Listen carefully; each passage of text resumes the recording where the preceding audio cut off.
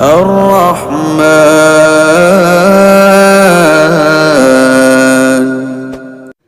সম্মানিত দর্শক শ্রোতা, আসসালামু আলাইকুম। আজকে আমি আপনাদেরকে আল্লাহ সুবহানাহু ওয়া তাআলার এই গুরুত্বপূর্ণ গুণবাচক নামটির অত্যন্ত কার্যকারী কয়েকটি পরীক্ষিত আমলের কথা বলবো।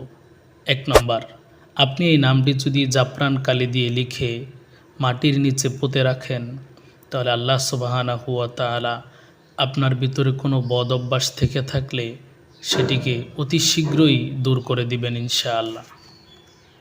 প্রতিদিন ফজরের সুন্নত এবং ফরজের মধ্যবর্তী সময়ে কোনো কঠিন থেকে কঠিন রোগীর পাশে দাঁড়িয়ে যদি আপনি আল্লাহ সুবহানাহু ওয়া তাআলার এই গুণবাচক নামটি পাঠ করেন, তাহলে আল্লাহ সুবহানাহু ওয়া তাআলা তার নিজ রহম ও করমে তাকে অবশ্যই কঠিন রোগ ব্যাধি থেকে মুক্তি দান করবেন ইনশাআল্লাহ।